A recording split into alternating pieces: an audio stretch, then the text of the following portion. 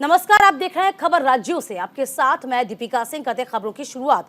राजस्थान के लिए कांग्रेस की पहली लिस्ट जारी हो गई है।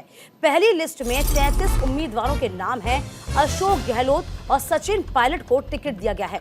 सचिन पायलट को टोंक से टिकट दिया गया तो अशोक गहलोत को सरदारपुरा से टिकट दिया गया है।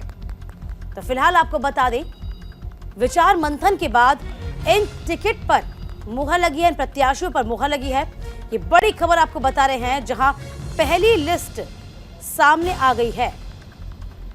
देखिए, बकायदा सर्वे हुआ था, अपनों ना रूठे इसकी भी कवायद थी, इसका भी पूरा ख्याल रखा गया। तो राजस्थान विधानसभा चुनाव के लिए कांग्रेस ने अपनी पहली सूची जारी कर दी है। तो पिछले रविवार को मध्य प्रदेश, छत्तीसगढ़ और तेलंगाना के लिए उम्मीदवारों की घोषणा की गई थी। इधर कांग्रेस ने राजस्थान की टिकट अब जारी कर दी है। जो लिस्ट जारी हुई है, 83 उम्मीदवार वाली दूसरी सूची भी बीजेपी ने आज जारी की है। तो बीजेपी और कांग्रेस दोनों ने ही लिस्ट जारी की है। तो जहां कांग्रेस ने अपनी पहली लिस्ट जारी की है, बीजेपी ने अपनी 83 उम्मीदवार की दूसरी लिस्ट जारी की है। देखिए, हम आपको बता रहे हैं, सीपी जोशी के नाथद्वारा से टिकट मिला है। गोविंद सिंह डोटासरा को लक्ष्मणगढ़ से टिकट दिया गया है। इसी के साथ सवाई माधोपुर की बात कर ली जाए तो दानिश अबरार को वहां से टिकट दिया गया है। राजस्थान के लिए कांग्रेस ने अपनी पहली लिस्ट जारी कर दी है। देखिए, इसी के संदर्भ में केंद्रीय चुनाव समिति की अहम बैठक कल हुई थी और इससे पहले 15 अक्टूबर को कांग्रेस ने मध्य प्रदेश, छत्तीसगढ़ और तेलंगाना विधानसभा चुनाव के लिए पहली सूची तैयार की थी। तो फिलहाल ये बड़ी खबर आपको बता रहे हैं, जहां पहली सूची कांग्रेस की ओर से जारी की गई है। देखिए, टिकट बंटवारे में किसकी चली, चूंकि जिस तरीके से अंदर खाने से खबरें आ रही थी, कहा गया था कि तमाम बड़े नामों के नाम जो सामने आए हैं उनके नाम भी कट सकते हैं। और देखिए, जो अंतर्द्वंद है गहलोत बनाम पायलट का, उसको भी यहां पर सामंजस्य बिठाने की पूरी कोशिश की गई।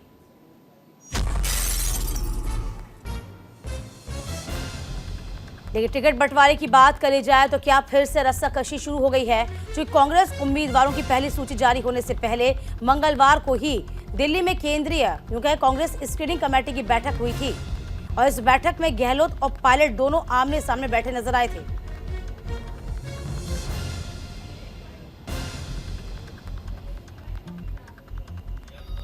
तो पहली सूची में मुख्यमंत्री पद के दावेदारों के नाम सामने आए हैं।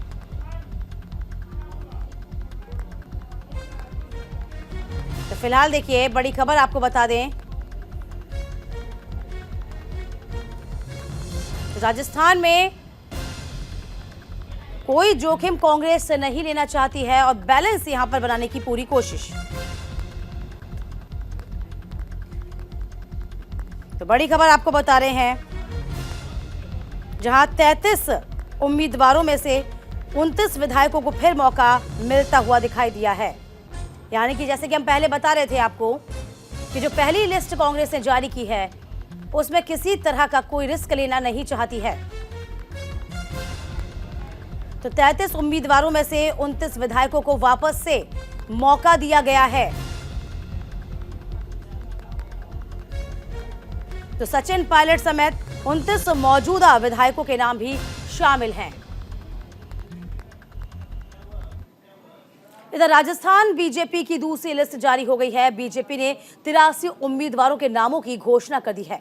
10 महिलाओं के नाम भी इस लिस्ट में शामिल किए गए हैं। विधानसभा चुनाव के लिए प्रत्याशियों की ये दूसरी लिस्ट जारी है। वसुंधरा राजे को झालरापाटन से टिकट दिया गया है। तो बीजेपी ने राजस्थान विधानसभा चुनाव के लिए अपने उम्मीदवारों की दूसरी सूची जारी कर दी है। दूसरी लिस्ट की बात करी जाए, बीजेपी ने 83 उम्मीदवारों के नामों का ऐलान किया, जिसमें 10 महिला उम्मीदवारों के नाम भी शामिल हैं। पूर्व सीएम वसुंधरा राजे को भी पार्टी ने झालरापाटन से टिकट दिया है। तो बड़ी खबर आपको बता दें, आज बीजेपी और कांग्रेस दोनों ने ही लिस्ट जारी कर दी है। जहां कांग्रेस ने अपने 33 उम्मीदवारों की पहली सूची जारी की, वहीं बीजेपी ने 83 प्रत्याशियों के साथ अपनी दूसरी सूची को जारी किया है।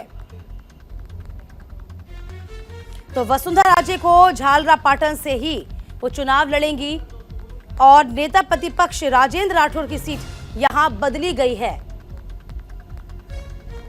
तो राजस्थान विधानसभा चुनाव के लिए भाजपा ने 83 प्रत्याशियों की दूसरी लिस्ट जारी कर दी है। हम वसुंधरा राजे की बात करते हैं। पूर्व सीएम झालरापाटन से ही टिकट दिया गया है। बात नेता प्रतिपक्ष की करते हैं तो राजेंद्र राठौर की सीट को बदला गया है। तो चुरू की बजाय तारानगर से उनको टिकट दी गई है। हालांकि आपको यह भी बता दें कि तारानगर से वो पहले भी चुनाव लड़ चुके हैं। इधर उदयपुर की बात करी जाए, उदयपुर के पूर्व राजघराने के सदस्य विश्वराज सिंह मेवाड़ को नाथद्वारा से टिकट दिया गया है। वे कुछ दिन पहले भाजपा में शामिल हुए। देखिए, उनका मुकाबला सीधे सीधे आपको बता दें विधानसभा अध्यक्ष डॉक्टर सीपी जोशी से होगा। देखिए, ये पूरी लिस्ट जारी हो गई है और समीकरण बैठाने की पूरी कोशिश बीजेपी की ओर से की गई है। तो विद्याधर नगर विधायक राजवी को चित्तौड़गढ़ से टिकट दिया गया है। जयपुर के विद्यानगर की सीट से विधायक नरपत सिंह राजवी को चित्तौड़गढ़ से टिकट दिया गया।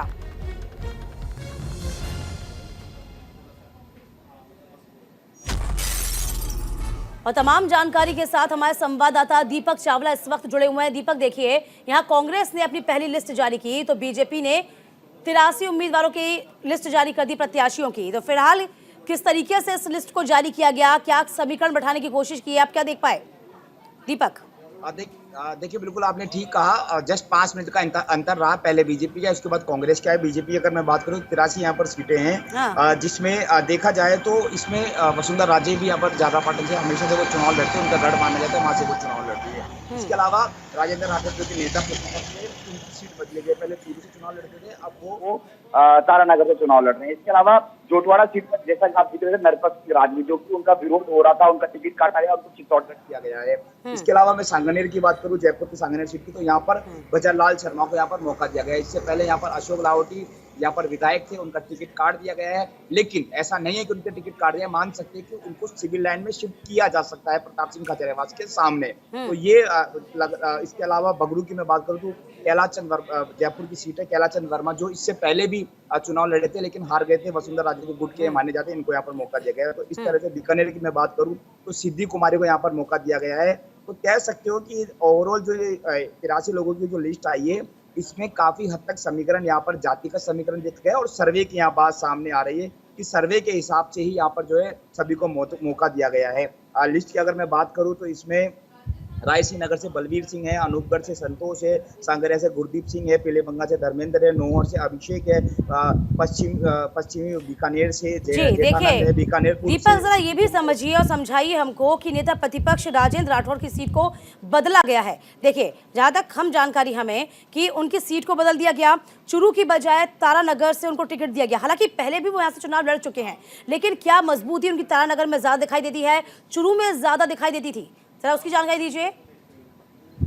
देखिए, उनकी खुद की मंशा थी कि वो इस बार अपनी सीट बदले और चूरू से ना लड़कर दूसरी सीट पर जो चुनाव लड़े। जो दीपक, जरा मैं आपको रोकना चाहूंगी, वापस आपके साथ लौटूंगी। यहाँ पर असदुद्दीन ओवैसी इस वक्त मौजूद है, क्या कुछ कह रहे हैं? हम तो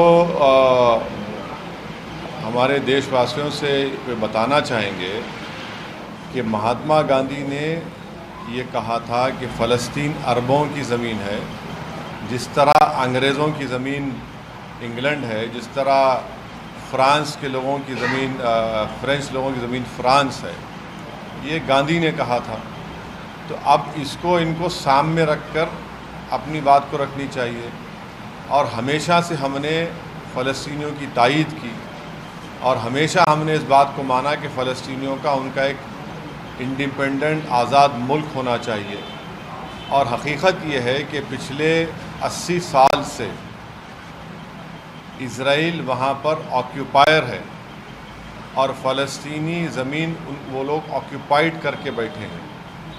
और इंटरनेशनल लॉज, यूनाइटेड नेशन के कई रेजोल्यूशन है जो ये कहते हैं कि जो ऑक्यूपायर है। चलिए, असदुद्दीन ओवैसी इस वक्त जयपुर। इसी बीच आपको बता दें कि कांग्रेस ने भी, राजस्थान कांग्रेस ने भी अपनी पहली सूची जारी कर दी है। ये बड़ी खबर आपको बता रहे हैं। राजस्थान के लिए कांग्रेस ने अपनी पहली लिस्ट जारी की है। नमित हमारे संवाददाता इस वक्त बने हुए हैं। नमित, देखिए टिकट बंटवारे में किसकी चली, क्या नजर आता है जो प्रत्याशी सामने आ रहे हैं उनको देखते हुए? नमित।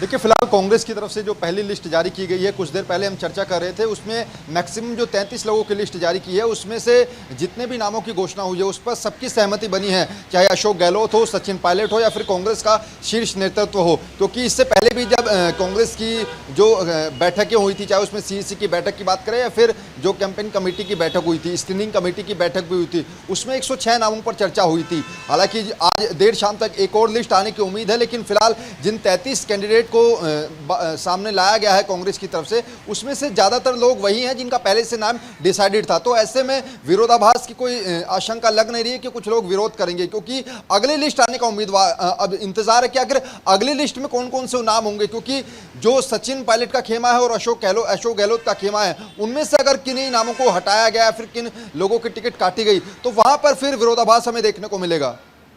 यानी कि बैलेंस करने की कोशिश की गई। यदि हम बीजेपी की बात करते हैं तो बीजेपी ने यहाँ पर देखिए कुछ टिकट काटे थे, अपने नेता प्रतिपक्ष का भी यहाँ पर सीट बदली गई है। दीपक से उसी बाबत में चर्चा करी थी, तो यहाँ रणनीति कुछ बीजेपी ने चेंज करी है, कुछ बदली है, क्या समझे नमित?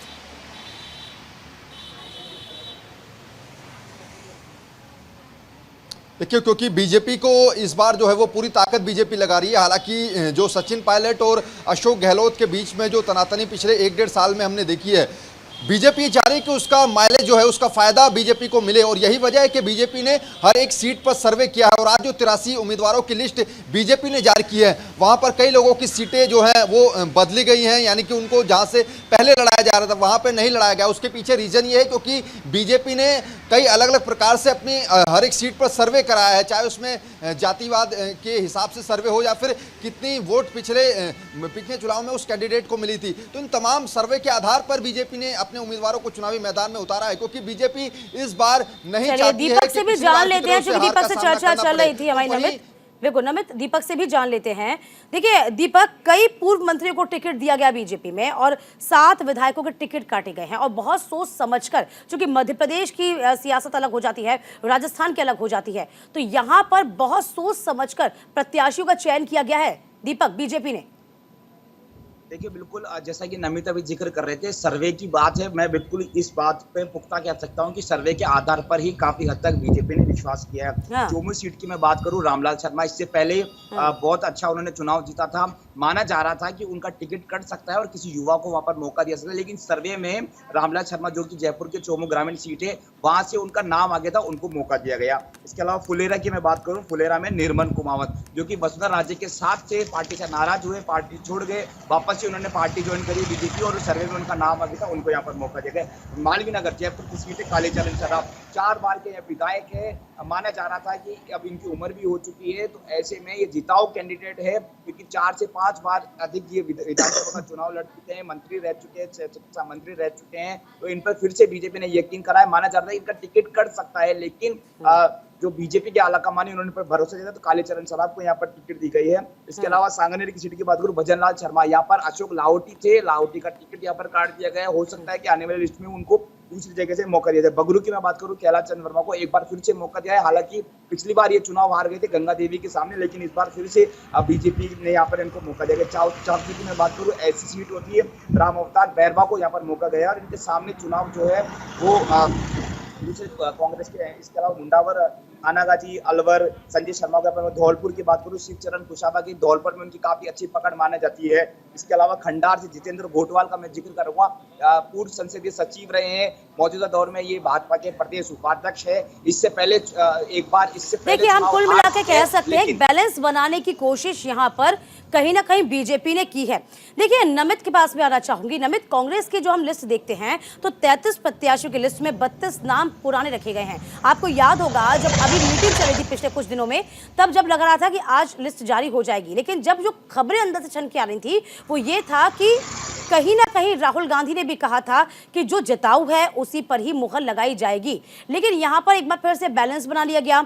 ये भी कहा जाता था पहले कि दिल्ली दरबार में पहले बाद में हाजिरी लगाई जाती है, पहले राजस्थान में तमाम मामलों को सुलझा लिया जाता है। तो यहाँ पर एक बार फिर से अशोक गहलोत का करिश्मा देखने को मिल गया हमें, हम इसे भी मान सकते हैं ऐसे नमित?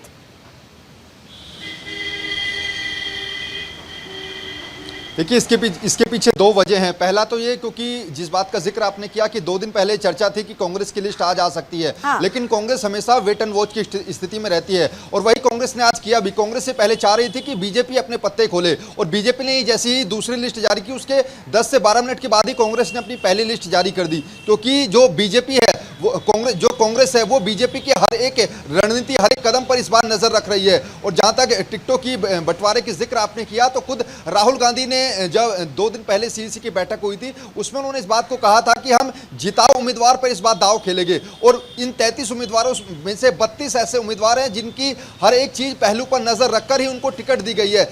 क्योंकि जिस बात का जिक्र आपने किया कि जो अशोक गहलोत हैं वो काफी बड़े नेता कांग्रेस के माने जाते हैं, सोनिया गांधी के काफी करीबी भी हैं, तो ऐसे में कांग्रेस नहीं चाहती कि अशोक गहलोत को चुनाव से पहले किसी भी बात पर नाराज किया जाए। हाँ। क्योंकि सचिन पायलट और अशोक गहलोत के बीच में जो पिछले एक 1.5 साल से रसाकसी चल रही थी उसको अब चुनाव के आते आते कांग्रेस के बड़े नेताओं ने शांत जरूर करा लिया है। लेकिन कांग्रेस पार्टी ये कभी नहीं चाहेगी कि टिकटों के बंटवारे के समय दोनों के बीच जो दूरियां हैं वो फिर दोबारा से बढ़ जाएं। बिल्कुल, यही वजह भी हम कह सकते हैं कि पायलट गुट के भी 4 नेताओं को टिकट मिलता हमें दिखाई दिया नमित, कि बैलेंस करने की कोशिश भी। देखिए बिल्कुल बैलेंस करने की कोशिश इसलिए भी रहेगी क्योंकि अब ये तो पहली लिस्ट है 33 उम्मीदवारों की। अब आज देर शाम तक या कल सुबह तक एक और लिस्ट कांग्रेस की आएगी, उसमें हो सकता है कि ज्यादातर ऐसे कैंडिडेट को टिकट दिया जाए जो कि सचिन पायलट के खेमे से हो। तो ये तो जरूर है कि दोनों खेमों को थोड़ा सा मैनेज तो करना पड़ेगा और कॉम्प्रोमाइज भी दोनों खेमों को करना पड़ेगा, चाहे सचिन पायलट का खेमा हो या फिर अशोक गहलोत का खेमा हो, क्योंकि पार्टी ये नहीं। चलिए, बहुत शुक्रिया नमित और दीपक आप दोनों का हमारे साथ जुड़ने के लिए। इधर मध्य प्रदेश के लिए आपकी भी तीसरी लिस्ट जारी हो गई है। आम आदमी पार्टी की तीसरी लिस्ट में 30 उम्मीदवारों के नाम शामिल हैं। ग्वालियर से रोहित गुप्ता को टिकट दिया गया है, सागर से मुकेश कुमार को टिकट दिया गया है। तो आपकी तीसरी लिस्ट जारी हो गई है, तस्वीर आपको दिखा रहे हैं। देखिए वो सूची प्रत्याशियों की जिसमें आम आदमी पार्टी ने भी मध्य प्रदेश के लिए हुंकार भरी और तीसरी लिस्ट जारी कर दी है। तो 30 उम्मीदवारों के नाम शामिल हैं इसमें। अपनी सियासी जमीन तलाशने की कोशिश मध्य प्रदेश में आम आदमी पार्टी लगातार कर रही है। ग्वालियर की बात करी जाए तो रोहित गुप्ता को वहां से टिकट दिया गया है, सागर से मुकेश कुमार जैन को टिकट दिया गया। राजस्थान विधानसभा चुनाव को लेकर तैयारियां तेज हैं। इधर प्रशासन भी चुनाव करवाने की तैयारियों में जुटा हुआ है। 12 में जिला निर्वाचन अधिकारी और कलेक्टर नरेंद्र गुप्ता ने एसपी राजकुमार चौधरी के साथ मतदान क्षेत्रों का निरीक्षण किया है। अधिकारियों ने विधानसभा क्षेत्र शाहबाद में जिले की में सीमावर्ती क्षेत्र के अनेक मतदान केंद्रों का निरीक्षण कर सुव्यवस्थित मतदान के संबंध में दिशा निर्देश दिए। जिला कलेक्टर गुप्ता ने विधानसभा क्षेत्र में कई मतदान केंद्रों का जायजा लिया। इस दौरान उन्होंने मतदान दिवस पर पेयजल, विद्युत सुरक्षा, छाया, रैंप आदि के बारे में जानकारी ली। राजस्थान के बाड़मेर से एक वीडियो वायरल हो रहा है जिसमें राजस्थान पुलिस के आईएएस सड़क पर एक ट्रक ड्राइवर को थप्पड़ मारते नजर आ रहे हैं। वहीं ड्राइवर पुलिस आईएएस के सामने गिड़गिड़ा रहा है। ये वायरल वीडियो बाड़मेर जिले के चौहटन पुलिस थाने का है। एएसआई सुभान अली ने खाकी का रूप दिखाया और ट्रक ड्राइवर को सरेआम पीटता हुआ नजर आया। राजस्थान के बाड़मेर से एक वीडियो वायरल हो रहा है जिसमें राजस्थान पुलिस एएसआई सड़क पर एक ट्रक ड्राइवर को थप्पड़ मारते हुए नजर आ रही है। ये तस्वीरें हम आपको लगातार दिखा ही रहे थे, जहां वहीं ड्राइवर पुलिस एएसआई के सामने किस तरीके से गड़बड़ा रहा था। ये वीडियो भी लगातार वायरल हो रहा है।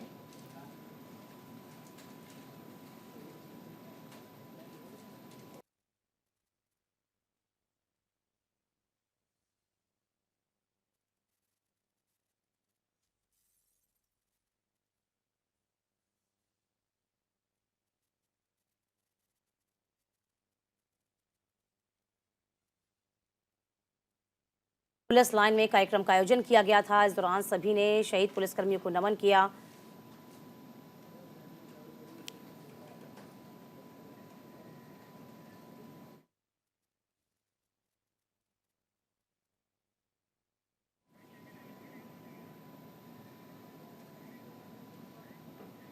इधर सवाई माधोपुर के कुस्तला में टाटा के वर्कशॉप में सुबह भीषण आग लगी है। आग लगने से अफरा तफरी मची। तुरंत प्रभाव से इस दमकल के विभाग को इसकी सूचना दी गई, जहां सूचना पर पहुंची दमकल ने कड़ी मशक्कत के बाद आग पर काबू पाया। बताया जा रहा है कि सुबह 4:30 से 5 के बीच अचानक से आग लगी। सूचना टाटा वर्कशॉप के पदाधिकारी को दी गई है। आग की लपटों ने वर्कशॉप को अपनी चपेट में लिया।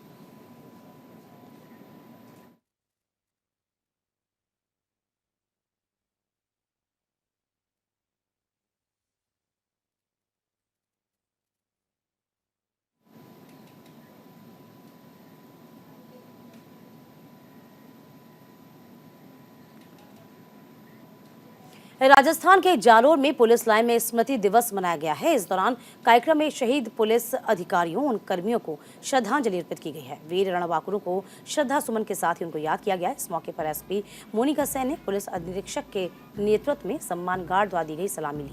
पुलिस के शहीद जवानों को शोक सलामी दी गई है। शहीदों के सम्मान में हवाई फायर के साथ सलामी दी गई है। इस दौरान पुलिस के जवानों सहित अधिकारियों ने ब्लड डोनेशन कर अपना योगदान दिया। साथ ही एसपी मोनिका सेन ने कहा कि भारतीय पुलिस के जवानों ने मातृभूमि की रक्षा करते हुए अपने प्राण न्यौछावर किए हैं। इस मौके पर एडिशनल एसपी रामेश्वर लाल, डीएसपी रतनाराम देवासी, सुमित पुलिस के आला अधिकारी और पुलिस के जवान मौजूद रहे। राजस्थान के धौलपुर में एक जमीन विवाद का वीडियो सोशल मीडिया पर जमकर वायरल हो रहा है। वायरल वीडियो में निहालगंज थाना क्षेत्र के सुंदर कॉलोनी में 5 दिन पूर्व जमीनी विवाद को लेकर झगड़ा हुआ था, जहां कुछ लोगों को हाथों में लाठी डंडे लेकर देखा जा सकता था।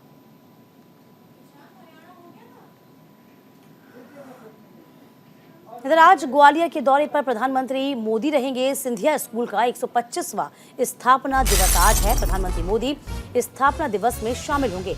बहुउद्देशीय खेल परिसर की पीएम आधारशिला रखेंगे। पीएम की सुरक्षा में 3000 पुलिसकर्मी भी तैनात होंगे। तो सुरक्षा के लिए ड्रोन से भी नजर रखी जा रही है। प्रधानमंत्री नरेंद्र मोदी एक बार फिर से मध्य प्रदेश के दौरे पर रहेंगे, जहां वो ग्वालियर पहुंचेंगे। पीएम द सिंधिया स्कूल के 125वें स्थापना दिवस में शामिल होंगे।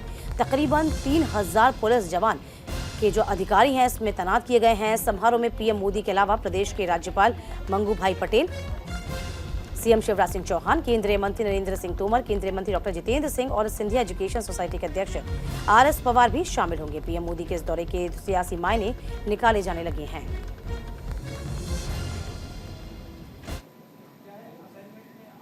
इधर मध्य प्रदेश चुनाव से जुड़ी हुई बड़ी खबर है। मध्य प्रदेश में आज जारी होगा नोटिफिकेशन। 230 सीटों के लिए आज से नॉमिनेशन भरे जाएंगे। 30 अक्टूबर तक जमा होंगे। 17 नवंबर को मध्य प्रदेश में वोटिंग होगी। 3 दिसंबर को वोटों की गिनती की जाएगी। मध्य प्रदेश में विधानसभा चुनाव के लिए आज अधिसूचना जारी होगी और उसके बाद उम्मीदवारों का आज से नॉमिनेशन फॉर्म दाखिल कर सकेंगे। इस बार मध्य प्रदेश के उम्मीदवारों के नामांकन के लिए बहुत कम समय मिलेगा। दरअसल आज नॉमिनेशन शुरू होने के बाद 22 अक्टूबर को रविवार की छुट्टी होगी, 24 अक्टूबर को दशहरे की छुट्टी, 28 अक्टूबर को चौथे शनिवार की छुट्टी होनी है। 29 अक्टूबर को रविवार की छुट्टी की वजह से नॉमिनेशन फॉर्म जमा नहीं हो सकेंगे। ऐसे में प्रत्याशियों के पास नामांकन फॉर्म जमा करने के लिए सिर्फ 6 दिन का वक्त बचेगा। नॉमिनेशन फॉर्म 30 अक्टूबर तक जमा कर सकेंगे। 2 नवंबर तक नॉमिनेशन वापस लेने की आखिरी तारीख होगी। 17 नवंबर को 230 सीटों के लिए वोटिंग होनी है। 30 दिसंबर को वोटों की गिनती होगी।